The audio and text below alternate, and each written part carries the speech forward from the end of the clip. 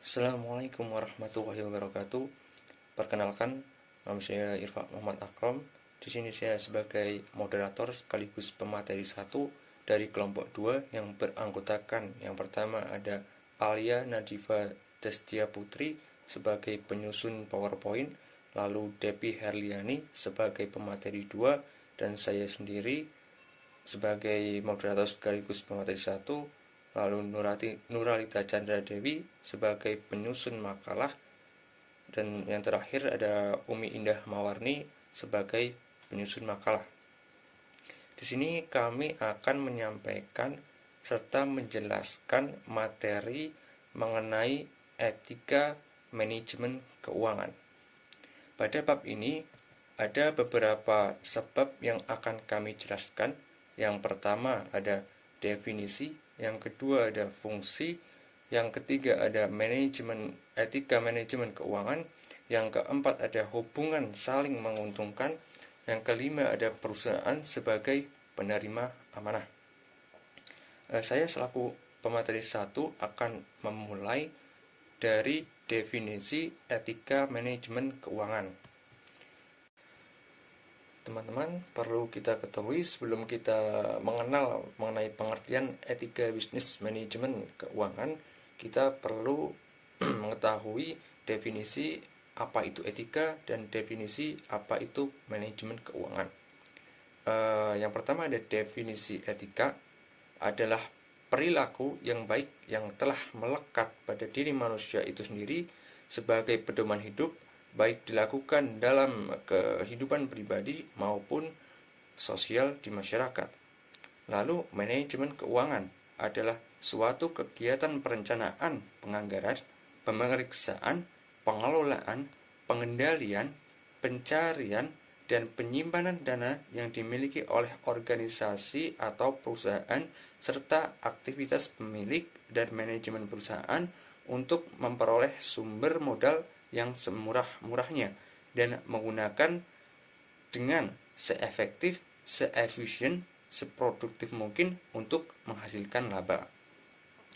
Dari pengertian etika dan manajemen keuangan yang sudah saya jelaskan tadi, kita bisa menyimpulkan etika bisnis manajemen keuangan. Apa itu etika bisnis manajemen keuangan?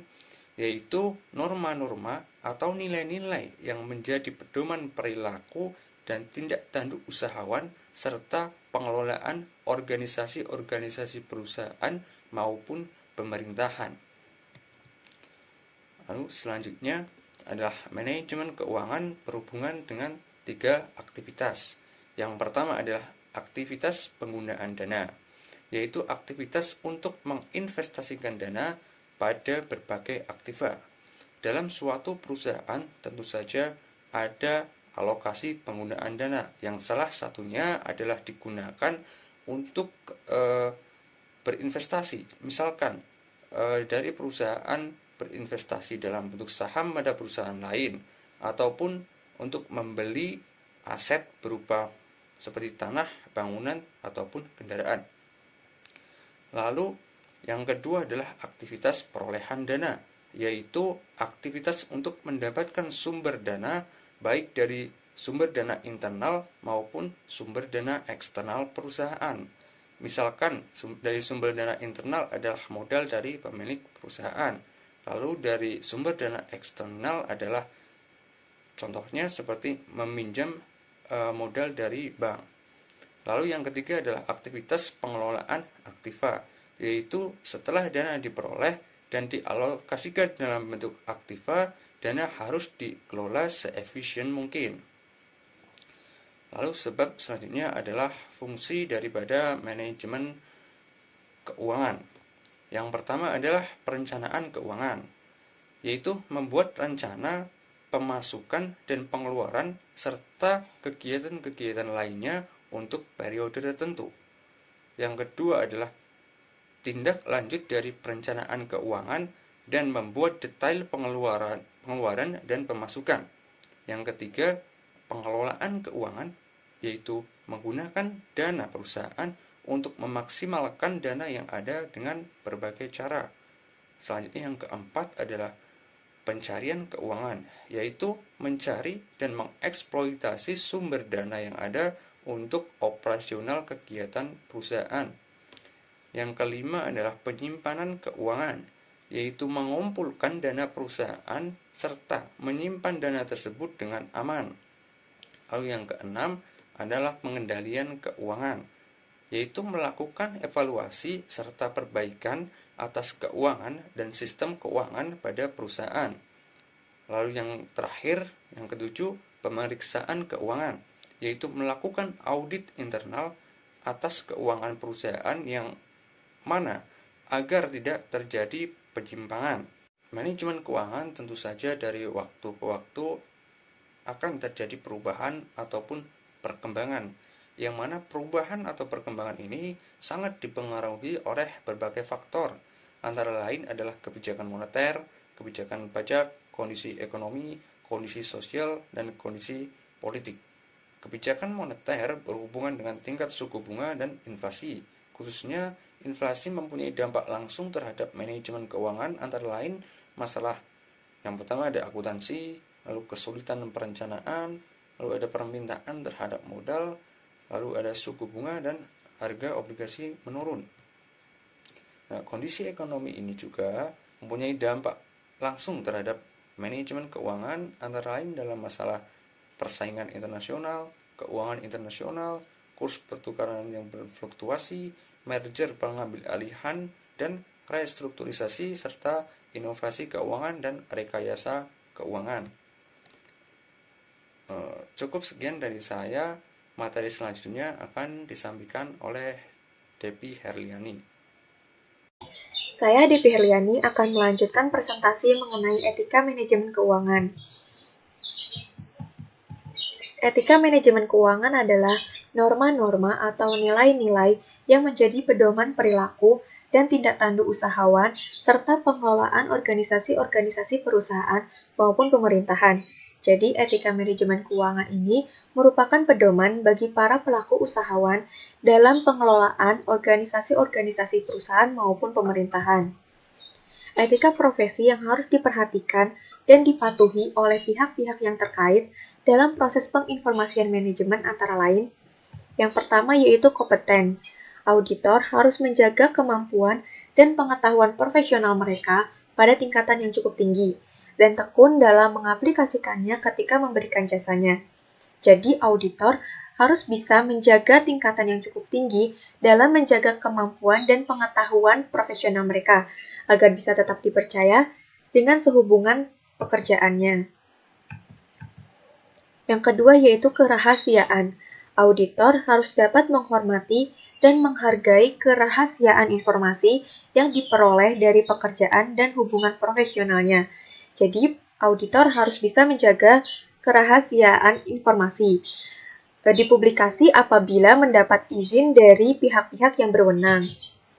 Yang ketiga yaitu kejujuran. Auditor harus jujur dan bersikap adil serta dapat dipercaya dalam hubungan profesionalnya. Mereka juga harus menolak pemberian dan hadiah yang dapat mempengaruhi tindakan mereka.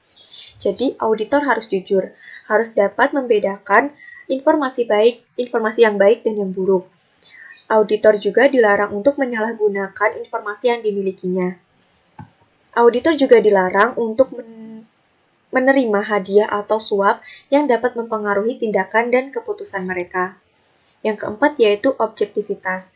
Auditor tidak boleh berkompromi mengenai penilaian profesionalnya karena disebabkan prasangka, konflik kepentingan, dan terpengaruh oleh orang lain. Jadi auditor harus bisa objektif, harus bisa memberikan informasi yang relevan yang sesuai dengan keadaan yang sebenarnya. Tidak boleh terpengaruh oleh keadaan atau perasaan orang lain. Yang kelima yaitu resolusi konflik etis.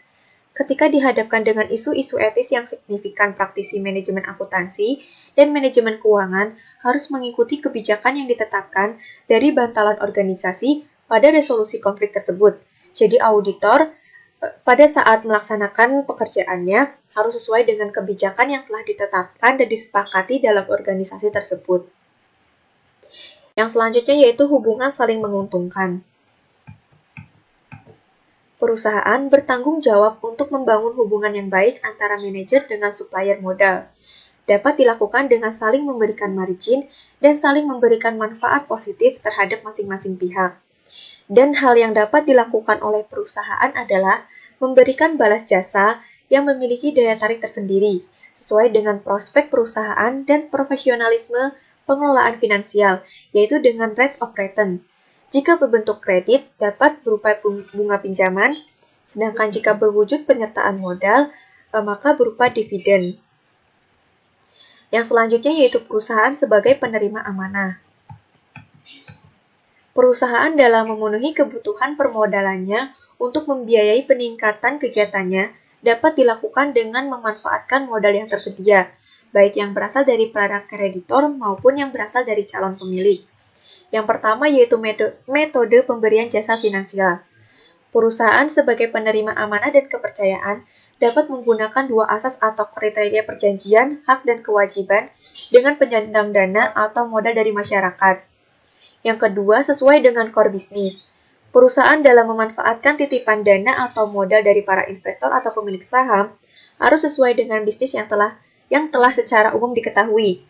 Jadi dalam hal ini, perusahaan harus memberikan informasi transparan terkait dengan core bisnis, perluasan usaha, dan pengelolaan perusahaan. Jadi, informasi yang transparan ini sebagai pertimbangan bagi para penyandang dana untuk memberikan modalnya atau tidak. Yang ketiga yaitu manajemen alokasi dana. Penggunaan dana yang telah diperoleh oleh perusahaan harus dipertimbangkan peluang yang dapat diraih atau faktor kendala resiko yang dihadapi, yaitu dengan menggunakan prinsip efisiensi dan efektivitas. Tujuan dari diterapkannya prinsip tersebut adalah secara akurat dana yang digunakan dapat menghasilkan margin yang setinggi mungkin. Yang keempat yaitu persepakatan penggunaan dana. Sebelum memperoleh dana dari pemilik modal, perusahaan harus memberikan informasi tentang rencana penggunaan dana. Rencana penggunaan dana tersebut harus transparan, komunikatif, dan mudah dipahami. Yang kelima yaitu peran akuntansi fakta informasi finansial. Dalam akuntansi terdapat dua laporan, yaitu yang pertama, laporan penghasilan dan biaya yang berlangsung pada periode tertentu. Laporan ini dalam bentuk laporan laba rugi. Setelah diketahui penghasilan dan biaya, maka akan dihasilkan laba atau rugi yang diperoleh oleh perusahaan tersebut. Pencatatan transaksi dilakukan secara objektif berdasarkan materi formal, sehingga laporan finansial mencerminkan kejadian yang sesungguhnya. Yang kedua yaitu laporan perkembangan kekayaan, kewajiban, dan modal yang dimiliki perusahaan pada saat tertentu. Laporan ini dalam bentuk laporan posisi keuangan. Laporan yang dibuat harus transparan dan disampaikan kepada pemerintah dan investor secara benar dan objektif. Perusahaan tidak boleh bekerja sama dengan akuntan untuk menghindari adanya penyimpangan. Sekian presentasi dari kelompok 2 mengenai etika manajemen keuangan. Semoga dapat mudah dipahami dan dapat bermanfaat untuk kita semua. Mohon maaf apabila ada salah kata. Wassalamualaikum warahmatullahi wabarakatuh.